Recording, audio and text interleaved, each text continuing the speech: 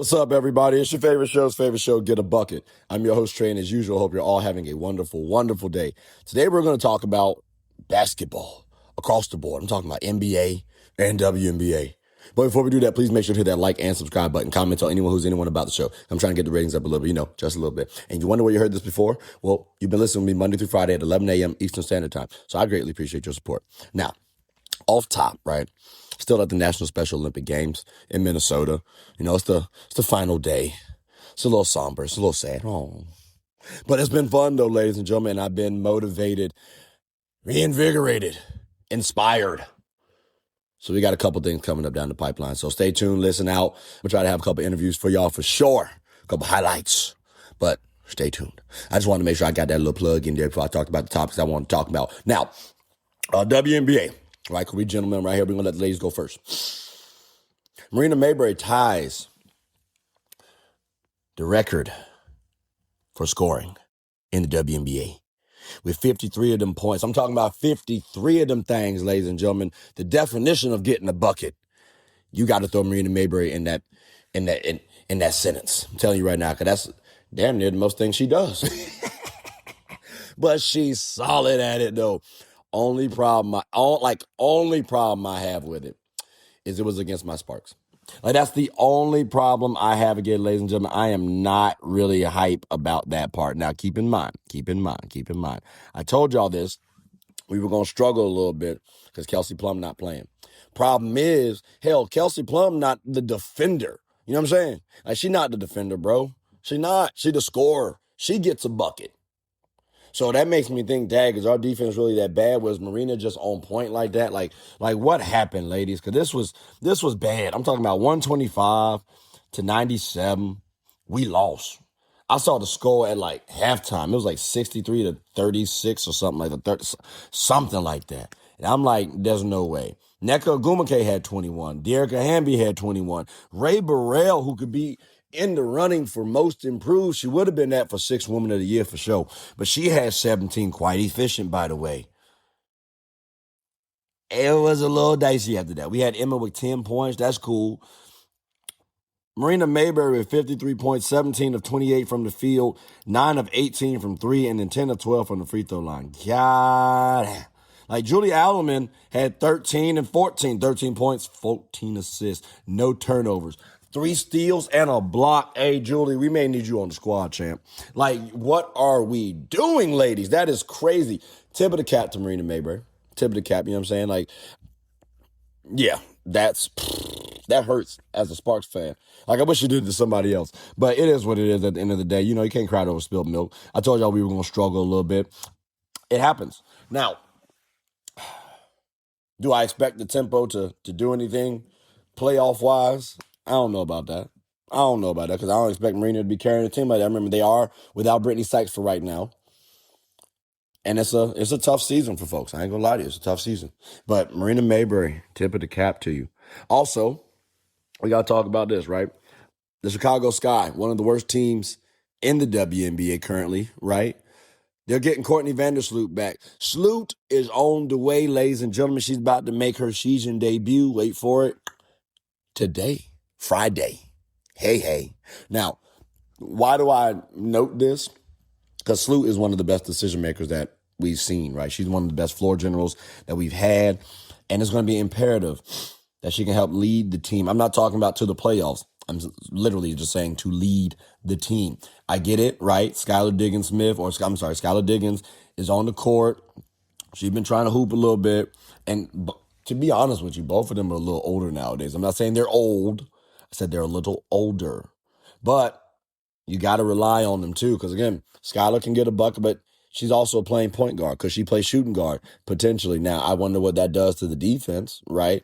But remember, they did lose Rakia Jackson. So maybe bringing Skylar Diggins off ball and allowing someone like Courtney Vandersloot to play point guard, floor general, maybe that might open some things up. Because, it's not like Courtney can't score her daggone self too, ladies and gentlemen. So I do think while I don't have them going to the NBA or to the WNBA playoffs, I do believe they might be more entertaining.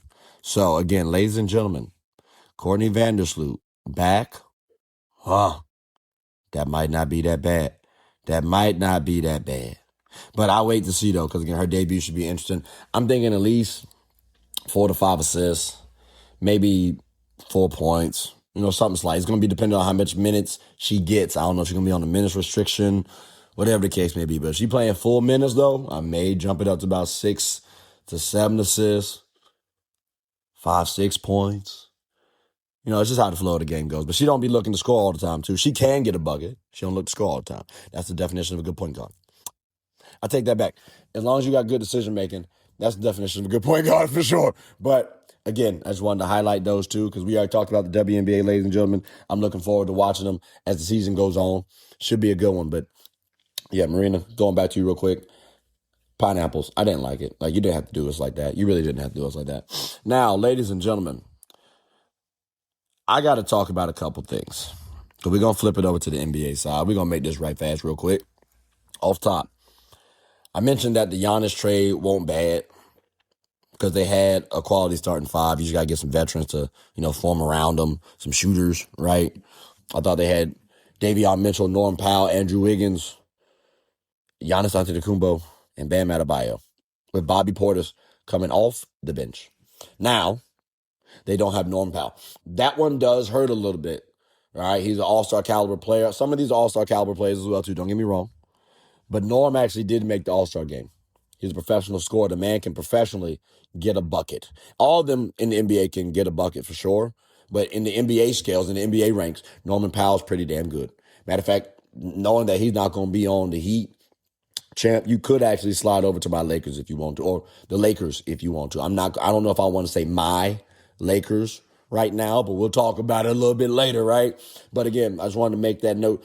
I do drop my viewing on the Heat just a smidge. I still believe it's a 2-year time frame. I'm not going, I don't expect them to win next season. It'd be cool, but I don't expect them to win next season. After this season, so a little bit of pressure will be on the Heat organization, Giannis and them, because you just expect greatness from a great player and a great organization. So I just wanted to make sure that was stated, okay? Right? Just want to make sure that was cool. Now, we got to talk about here this LaMelo Ball trade to the Wolves. I'm not mad at it. The only thing I'm questioning right now is how does LaMelo Ball and Anthony Edwards work as a duo? I'm not talking about on the court. I'm talking about off the court because you got to have that cohesion. They got to like each other. That is a thing. Steph and Clay actually liked each other. Draymond Green was annoying as hell. They liked each other. You know what I'm saying? It worked. So how does that duo work? I think they're both jovial individuals. Will that get too tiresome? Because, again, birds of a feather do flock together. But sometimes when you flock in too much, people can get a little annoying as well, too. If you might be liking somebody and they just like you, maybe that can get a little annoying. Opposites attract, apparently. So let's see what happens with that dynamic. But on paper, we got LaMelo Ball, Anthony Edwards. I'm going to put Shannon, you know what I'm saying, in the lineup personally. Jaden McDaniels, Rudy Gobert. And then we got Ayo DeSumo coming off the bench. I'm not mad at that lineup. I'm really not. All they missing is maybe another rim protector and then a stocky forward. Because keep it a buck with you, hell, that's what they lost to Julius Randle and Nas Reed. They did give up some first-round picks now. They did give up some picks. And that is crazy. But it's wild. Because 2020, the NBA draft, right? This is when LaMelo and Anthony Edwards got drafted, if I'm not mistaken. Anthony Edwards went number 1. LaMelo Ball went number 3. I kind of like that dynamic just a smidge, bro. Because I was thinking that the Warriors back then should have drafted LaMelo Ball and they would have been back in the running for, potential dynasty talks. Some people said that they should have drafted Anthony Edwards if he was available. Heard you. They ended up going with James Wiseman. But now the Wolves get these two wonderful players. And could we also start seeing stuff more like this too, people in the same draft class getting paired together? That could be a wave, especially with the talent emerging in the NBA. You're getting more talent across the board. We could be seeing things like this a little more frequently. But what should be the expectation? of these Minnesota Timberwolves? Well, for starters, the expectation is I'm a fan because they're doing a little bit better than my Lakers right now. That's right. I said it. I might be rooting for the Wolves over the Lakers. May have to put the Lakers on hiatus right now because the Wolves will be entertaining. Like off top, let's just think about this, right? LaMelo Ball, bring the ball up the court. Let me say that again. LaMelo Ball bringing the ball up the court. You know what I mean? Anthony Edwards doesn't have to do that. The defenses cannot now focus solely on Anthony Edwards because LaMelo Ball can at least play make. He can score. He can get a bucket, ladies and gentlemen. And he's not trash defensively. He's not that bad. So if I got a quality backcourt, 1-6-7, 6, and Anthony Edwards 6'4", but elite level defender, now he can be offensive minded and giving you elite level defense without having to worry about playmaking as much. Can he play make? Sure, he can. He really can. But again, you gotta love the addition of LaMelo Ball. Also, Josh Green. That's helpful because Josh Green is a solid two-way player. And again, the Wolves did give up. Okay, let's see now. 3 first rounds and 1, 2, 3 second rounds, all right? Between 2028, 2029, 2030. They said F them picks. But I get it, though, because they've already sold Anthony Edwards. Like, you brought in help, right? Like, don't get me wrong, Julius Randle was help for sure. I'm not trying to take a jab at Julius Randle or even Naz Reid. Both of them were solid players. But, like, LaMelo Ball may have a higher ceiling than those two. You might even be able to argue Naz Reid, because Nas might be a better defender if you think about it. On the perimeter, he can move them puppies. He can be a rim protector. He can score. He can play make a little bit. One of my boys on my men's league said that Naz Reid was a top 5 player in the playoffs remaining in the second round, or like when they ended up going against Spurs. I thought he was full of, you know what I'm saying? But I do like Naz Reid. So you can try to argue that he has more potential than LaMelo Ball, but LaMelo Ball has shown that he is a quality player. So again, I got LaMelo Ball bringing the ball up the court. I got Anthony Edwards out there doing anything he wants offensively. Floppy action for him. You can get some pin down. Like, bro, like that's going to be crazy work. Put him on the ISO. Now you got shooters spaced out. Rudy Gobert is about to be like, hey, you know what I'm saying? All he got to do is rim protect and rim run. That's it. That's it. Because they have 6'7", 6'4", 6'6", 6'7", defending. Jaden actually might be 6'8", 6'9". I got to look back at that. But let's give him 6'7". That's a bunch of versatility right there. They can switch 1 through 4 and have Rudy just, you know what I'm saying? Now, again, that's why I say they need a little more rim protection, because let's say Rudy gets into foul trouble. All right, where's your bulk? Because everybody is actually a little slim. Hell, Anthony Edwards might be the stockiest in that lineup. Then Shannon. Then Jalen. I don't know why I keep saying Jalen. Good Lord. Then Jaden. Then LaMelo. So that's why I say they may need a little stocking. Because again, you losing Julius Randle, that's some strength right there that you can have. And then Naz Reid for the rim protection. But if they can adjust that, I think my Wolves is gonna be okay. But they're definitely gonna be entertaining. Box office. I'm curious how they gel early on, too, though. Young players got to figure themselves out, but they have a whole offseason to do that. Matter of fact, shoot, I'm in Minnesota right now. I may try to stay a couple extra days just to see how LaMelo Ball and Anthony Edwards work. Now, keep in mind, they're on vacation, so I'm joking, right? They're not going to be here. But I may try to fly back out. Hey, look, I don't mind Minnesota. It's been good to me so far. I may have to come for a game for sure. Matter of fact, let me wait to see when Minnesota play the Lakers. Get my get back, because my Lakers have been trash. See, I still got to work my way out of saying my, you know what I mean? Like, because we just not doing well, bro. Like, we signed Austin Reeves for a max deal. I don't like it. Pineapples. Granted, I'm trying to give us some grace. I'm trying to see what we do. But right now, I don't like the start we have. I get it. Some people love Austin Reeves. Hear you. He's a solid 6-man, quality role player. I hear you on the numbers this season. Heard you. Do. Let's pump the brakes, all right? Like, he's not that great. Let's not act like he's a star. I don't believe he's worth the max deal. But the Wolves are making better moves than my Lakers. So, again, I got to, you know what I'm saying? Now, one thing I am curious about is why the hell would the Hornets make this trade, too? Because keep in mind, last season, the Hornets were actually one of the top teams after the All-Star break. I was actually making the case that they could even eclipse a team like the Cavs. Currently point in time. Let's see what the Cavs do too. But that could have happened. Not no more. Not no more. Now, I'm curious what they do point guard wise. Are they going to try to play Khan at the one? Brandon Miller's not a point guard. Who in the world is left on the team? No, that's a genuine question. Like, as a point guard, who is left there? Maybe they can sign a point guard, floor general, but we'll wait and see what happens. But ladies and gentlemen, I was very baffled that trade happened, to be clear. I was getting ready to go to the National Special Olympic Games to go referee, and I had to take a quick 30 to watch and see what in the world happened. Like, this has been popping in my group chats. I've been talking about this a couple times. Could the Wolves make the Western Conference Finals next season with this lineup? It'll be interesting because you still got to talk about OKC, which they have enough ball handlers now for OKC to actually be spread out, right? They got enough defense to go up against a team like OKC. So it'll be interesting. A team like the Spurs, I don't know. Because Wemby, you know what I'm saying? Like, Wemby was, Like, I think Jaden can actually guard Chet a little bit. I don't know who on the Wolves team is about to guard Wemby, personally. They just lost to them. And I ain't going to act like the team played bad. They was all right. They was cool.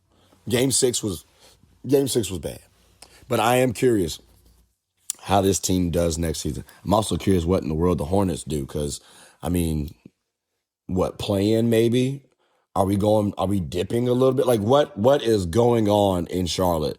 I may have to go check out Charlotte just to see what's going on, bro, because this is low-key out of pocket. I do like them getting Naz Reid. I do, because I did think they needed a little bit more help.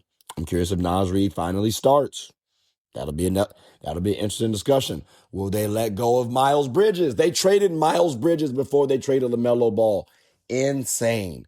I thought Miles played decently. You can talk about character flaws. I don't know the man personally. I know he had a little court issue. Seemed to be resolved enough for the man to play. So again, I'm very surprised that Miles Bridges didn't get traded before LaMelo Ball. Very surprised. Now, the asking around LaMelo Ball is probably more demanding than and active than Miles, but I thought LaMelo was their franchise player. So that's, again, something to watch out for as well, too. Will LaMelo Ball be a little bit more serious perception-wise going forward? That's something to pay attention to. But ladies and gentlemen, boys and girls, this is going to be an interesting basketball season. Year-round basketball is about to be nice. I mean, shoot, we got Summer League coming up because the draft just popped off, you know what I'm saying? I personally don't believe in Summer League that much. It can show you sometimes what the potential of players would be like. But keep in mind, the Summer League players aren't that great in comparison to the NBA players. Like, with players like people like you and myself, they may be busting our tail. But amongst the NBA players, no, probably not. But it's going to be entertaining to watch. For sure, it's hoops, end of day. So we got WNBA, we're going to have Summer League, then we're going to have NBA preseason, then the NBA season again. Oh, man, you got to love the year. Granted, the season just ended, so it's a little somber.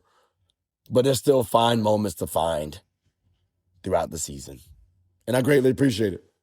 But ladies and gentlemen, boys and girls, that does conclude the end of the episode. So again, just to recap, Marina Mabrey dogged my Sparks with 53 points, tying the WNBA mark. I ain't like it, but it is what it is. Kudos to Marina Mabrey. Also, shout out to Sloot. You know what I'm saying? I'm trying to see Slooty on the court. Hey, get an assist, not a bucket. She can get a bucket, but her teammates going to get more buckets because she's going to be making some assists. So I'm waiting to see what Sloot does on that court. Again, I'm not expecting the Sky to make it to the playoffs, but at least be a little more entertaining now. That could be something. Camila Cardozo could benefit from Sloot for sure. Skylar Diggins can benefit from Sloot for sure. It's going to be a fun time in Chicago. So I think Chicago is going to be a little bit better. And then, what do you expect of the Wolves next season? What do you expect of the Heat next season? What do you expect of the Hornets next season? Are you happy with the trades? Are you not happy with the trades? Also, where in the world do y'all think Norman Powell should go and will go? I'm curious about that as well, too, because right now I have no idea where Buddy's going to go. So that's going to be a nice little storyline to follow, too. I wish he went back to the Heat, because then I could say, well, damn, maybe they might win in the first year. That could be a thing, depending on what their bench looks like. Just saying. But we got to wait to see. So many options, so many possibilities. That's why you got to love basketball, because you always got to stay tuned in. But ladies and gentlemen, boys and girls, that does conclude the end of the episode. So please make sure to like, subscribe, comment, tell anyone who's anyone about, one, the WNBA, and then also, two, my show. That's right, I said tune in. You got to tune in. My name is Trey. I'm the host of Get a Bucket. I hope you're all having a good one. Take care.